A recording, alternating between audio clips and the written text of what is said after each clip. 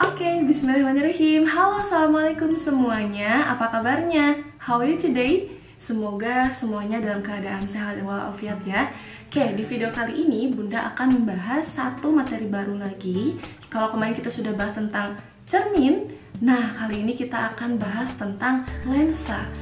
Tapi hari ini, di video kali ini Bunda akan bahas satu lensa dulu, yaitu lensa cembung. Tanpa basa-basi lagi, let's get to the video. Oke, kita langsung aja nih ke videonya. Kalian bisa lihat di sini ya. Kita akan bahas beberapa bagian tentang lensa. Kalian bisa lihat, bisa baca di sini.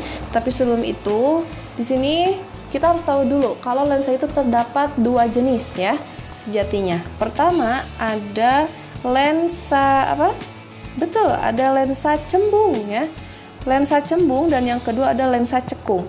Lensa cembung itu dalam bahasa Inggris kita juga sebut dengan convex lens. Kalau lensa cekung kita sebut juga dengan concave lens ya. Coba kita bahas dulu. Lensa cembung itu dia tuh bersifat konvergen, artinya dia itu dapat mengumpulkan cahaya. Maksudnya gimana? Maksudnya gini, misalkan di sini Bunda ada 3 berkas cahaya ya.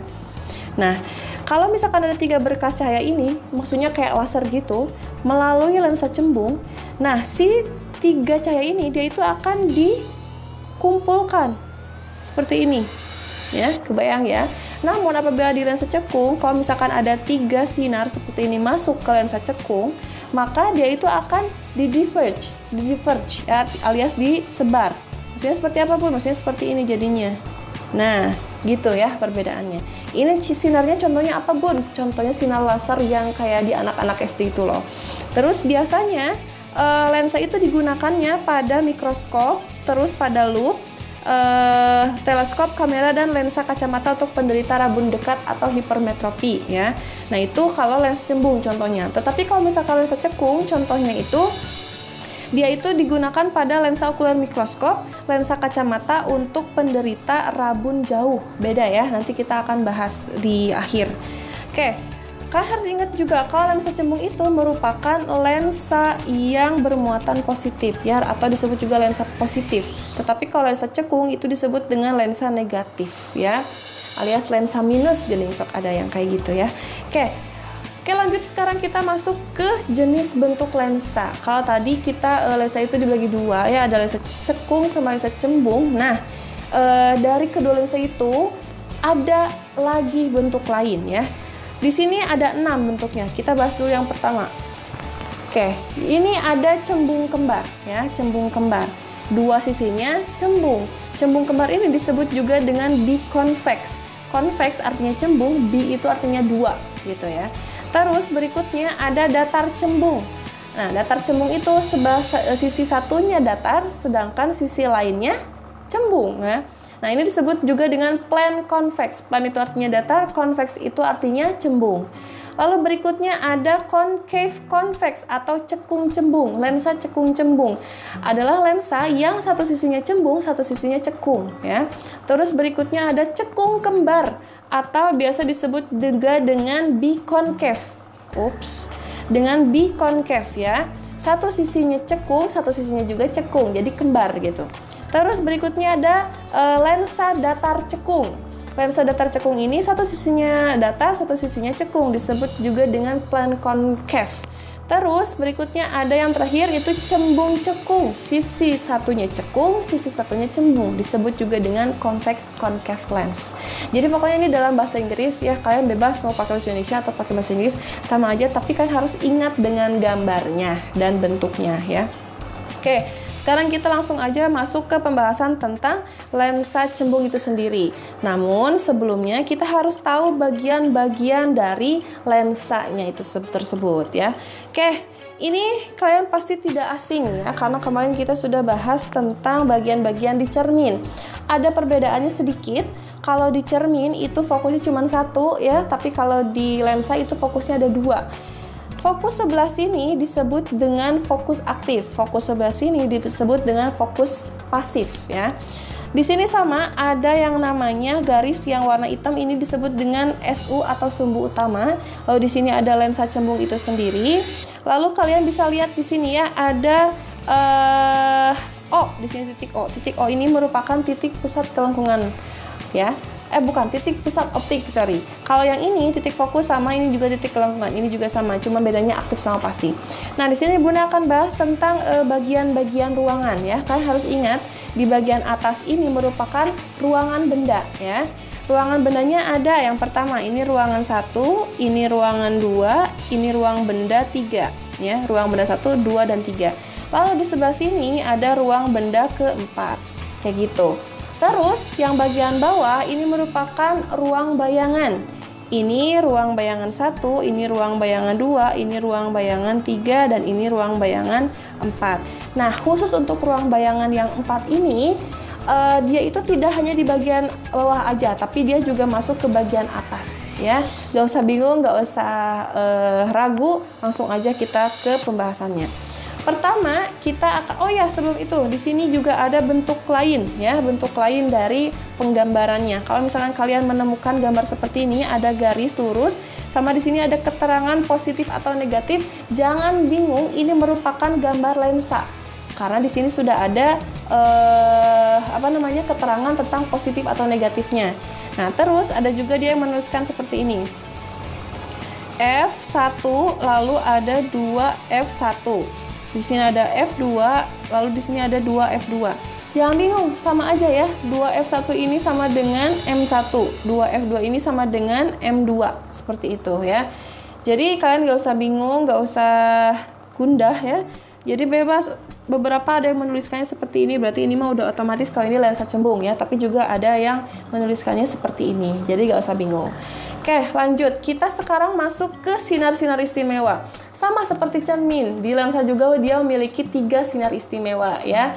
Yang pertama, sinar datang sejajar sumbu utama akan dibiaskan menuju titik fokus aktif. Sama berarti ya, dari SU akan dibiaskan ke titik fokus. Namun di sini ada keterangan titik fokus 1 atau titik fokus 2. Karena aktif berarti F1. Oke, di sini kita langsung aja, gimana sih Bun sinar istimewanya? Sama sih sebenarnya mah, cuman bedanya kalau ini dibiaskan karena lensa. Oke, di sini sinar datang ya, sinar datang sejajar sumbu utama, karena ini sumbu utama ya, sejajarkan, akan dibiaskan atau diteruskan melalui titik fokus aktif. Berarti seperti ini gambarnya. Nah, ini sinar istimewa yang pertama. Lalu sinar istimewa yang kedua, dia bilang apa? Sinar datang melalui titik fokus pasif atau F2 ya, akan dibiaskan sejajar sumbu utama. Berarti F2 ke SU ya. Gimana Bun gambarnya? Seperti ini. Kan gini, sinar datang menuju titik fokus pasif atau titik fokus 2, dia akan dibiaskan sejajar sumbu utama. Berarti seperti ini. Zrat. Nah, kayak gitu gambarnya. Terus sinar istimewa yang ketiga, dia bilang sinar datang melalui titik pusat optik atau O akan diteruskan tanpa dibiaskan. Jadi seperti ini gambarnya. Cuman kayak gini doang, simple. Zrat. Nah, kayak gini doang gambarnya. So simple, right? Oke, sekarang kita langsung masuk aja ke pembentukan bayangan pada lensa cembung. Oke guys, kita langsung aja ke sini. Nah, pertama, benda diletakkan di ruang 1. Berarti ruang 1 itu sebelah sini ya, biar kalian lebih ingat ya. Ini kan di sini ruang benda, berarti di sini ruang 1, ini ruang 2, ini ruang ini ruang 3. Kalau benda. Tapi kalau bayangan sebelah sini itu merupakan ruang 4 ya. Oke, kita langsung aja. Di sini ini ada benda ya, ada benda. Kita sejajar sumbu utama akan dibiaskan atau diteruskan melalui titik fokus aktif, berarti ke sini.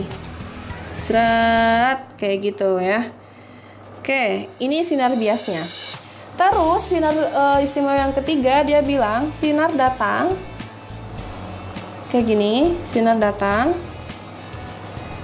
melalui titik apa nih namanya nih? Pusat O ya, akan diteruskan. Oke, kita lihat di sini. Sinar biasnya, dia tidak melalui sebuah persimpangan. Berarti Bun, gak ada bayangannya dong? Tetap ada. Di mana Bun bayangannya? Sebelah sini ya. Kata Bunda juga sama kayak kemarin di cermin, kalau misalkan tidak ada perpotongan, kalian harus bikin perpanjangan garis. Seperti ini, perpanjangan garis. Oke, wait. Nah, terus sebelah sini juga perpanjangan garis. Serat, serat, serat, serat. Oke, di sini ada perpotongan garis ya. Perpotongan garisnya sebelah sini. Berarti itu artinya apa? Bayangannya ada di sini, guys. Ya, bayangannya ada di sini. Oke, masih ingat di sebelah sini ruangan apa? Betul, di sini adalah ruang 4. Ruang bayangan 4 ya.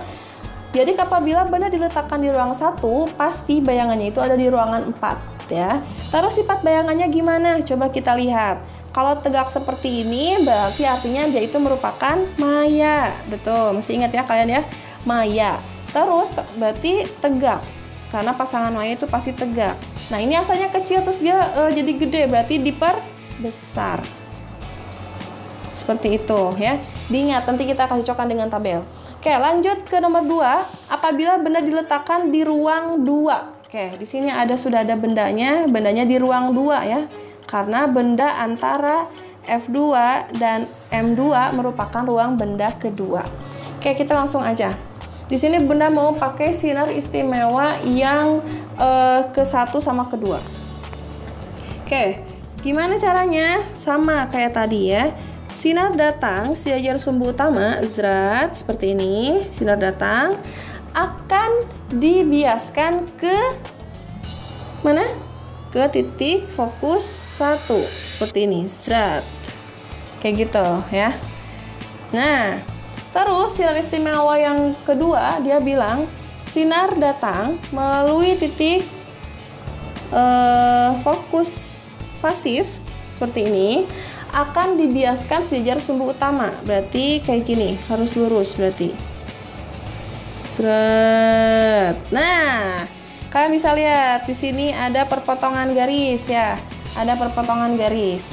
Berarti ini adalah bayangannya, guys. Oke, ini dia bayangannya. Serap. Oke, ini dia bayangannya. Oke, letak bayangannya di mana? Masih ingat ini ruangan apa? Ya, betul. Ini adalah ruangan 3 ya, guys. Ini adalah ruangan 3. Berarti letak bayangannya ada di ruangan ketiga. Sifat bayangannya seperti apa? Karena ini terbalik, berarti artinya dia itu nyata. Karena nyata itu pasangannya pasti terbalik ya. Nyata, terbalik. Coba lihat, ini diperbesar atau diperkecil? Dari 2 ke 3. Lihat, ini asalnya lebih pendek, terus ini agak lebih panjang ya. Berarti diperbesar. Seperti itu ya. Oke, lanjut. Itu diingat-ingat nanti ya, kita akan cocokkan. Lanjut ke apabila benda diletakkan di ruangan 3 alias ruangan M2 ke sana ya. M2 ke sana. Oke, di ruangan 3 ini Bunda akan menggunakan sinar istimewa yang pertama sama yang ketiga aja. Oke, kita ubah dulu gambar warna. Oke, lanjut. Berarti sinar istimewa yang pertama itu sinar datang ya. Sinar datang sejajar sumbu utama akan dibiaskan melalui titik fokus aktif. Berarti seperti ini. Seret gitu ya. Nah, lalu sinar istimewa yang ketiga mah gini bilangnya kan katanya. Sinar datang melalui titik O, dia akan diteruskan tanpa dibiaskan. Berarti kayak gitu gambarnya, cuman lurus aja ya. Oke, berarti sebelah sini nih perpotongan garisnya kan sebelah sini, berarti bayangannya ada di sini, guys. Nah, bayangannya ada di sini. Masih ingat di sebelah sini itu ruangan apa? Iya, ini adalah ruangan 2 karena ini ruangan satunya dan ini ruangan 3-nya. Kan harus ingat nih ya. Harus ingat. Gitu. Berarti letak bayangannya di ruang 2. Ya, apabila benda di ruangan 3, maka letak bayangannya di ruangan 2 ya. Terus sifat bayangannya seperti apa? Ini kan bayangannya nih. Dia terbalik, berarti dia merupakan nyata. Lalu terbalik. Oke, dari 3 ke 2 asalnya dia lebih panjang, terus dia jadi lebih pendek, berarti diperkecil. Oke? Seperti itu. Oke, lanjut sekarang yang keempat. Apabila benda diletakkan di titik fokus, oke, di titik fokus. Nah, di sini sudah ada bendanya. Oke, di titik fokus ini Bunda akan menggunakan sinar istimewa yang pertama dan yang ketiga. Nah, Nah, caranya seperti ini. Sinar datang sejajar sumbu utama. Berarti kayak gini, sinar datang sejajar sumbu utama ya. Dia akan dibiaskan ke titik fokus aktif. Serat seperti ini. Gitu kan? Terus sinar simbol yang ketiga mah dia bilang sinar datang melalui titik O, dia akan diteruskan tanpa dibiaskan. Oke, kalian bisa lihat di sini ada sinar biasnya ya. Dia tidak melakukan perpotongan. Artinya sama seperti cermin. Seletak dan sifat bayangannya itu infinite, alias tidak terbatas. Tidak terbatas. Jadi cahayanya itu dia hanya lurus aja ke tempat yang jauh. Ya, seperti itu. Itu kalau bandanya diletakkan di titik fokus. Letak dan sifat bayangannya infinite alias tidak terbatas. Lalu yang berikutnya nomor 5, apabila benda diletakkan di titik M. Nah, di sini sudah ada bendanya. Bendanya diletakkan di titik M atau di titik pusat kelengkungan A. Di sini Bunda akan memakai sinar istimewa yang kedua sama yang ketiga ya. Coba kita lakukan dulu yang kedua. Sinar datang melalui titik pusat melalui titik fokus pasif. Dia akan dibiaskan sejajar sumbu utama. Seperti ini kan? Oke, terus yang ketiga. Kalau yang ketiga, sinar datang melalui titik O. Dia tidak akan dibiaskan, tapi dia bakal diteruskan. Nah, seperti ini.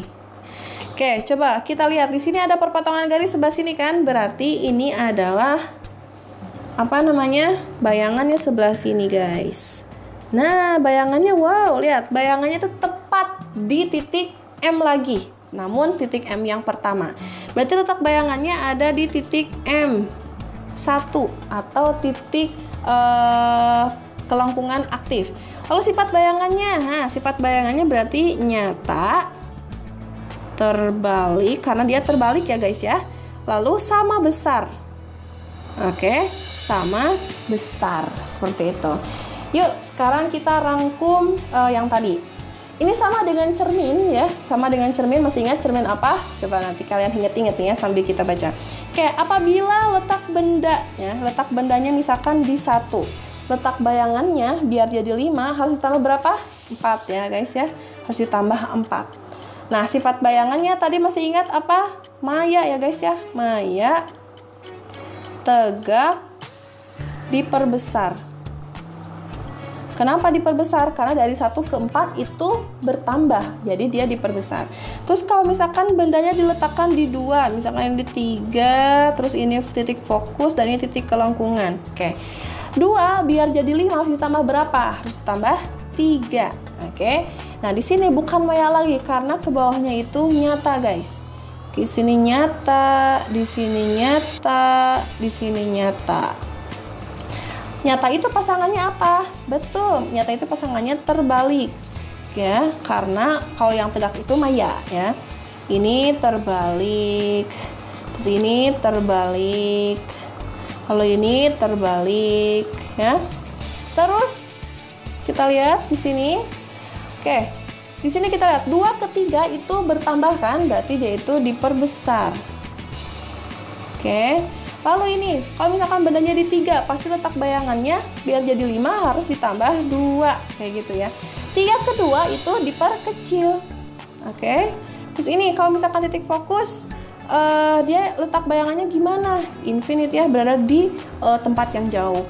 Sifatnya gimana? Nyata, terbalik pastinya. Namun dia belum tahu diperbesar atau diperkecil. Dia mah infinite ya. Infinite. Terus kalau di titik M letak bayangannya pasti di M lagi ya. Pasti di M lagi. Namun di sini M2 atau M1. Terus dia nyata atau terbalik? Ya, nyata, terbalik, betul. Dan sama besar. Oke, seperti itu. Nah, di sini ada sesuatu hal yang penting ya. Sifat bayangan dari lensa cembung itu akan sama ya guys ya, sama banget dengan sifat bayangan di cermin cekung. Makanya kalian ketika pas Bunda bahas ini kayak sama banget ya, padahal memang sama ya, memang sama. Namun perbedaannya hanya ada di sinar istimewa. Oke. Sip. barusan kita sudah bahas tentang lensa cembung. Nah, setelah ini kalian harus langsung cek ke video pembahasan tentang lensa cekung ya. Di video nanti bakal ada contoh-contoh pembahasan soal juga. Jangan lupa ya untuk cek. Oke, terima kasih banyak sudah menonton video ini. Jangan lupa like, komen, dan subscribe. Wassalamualaikum warahmatullahi wabarakatuh.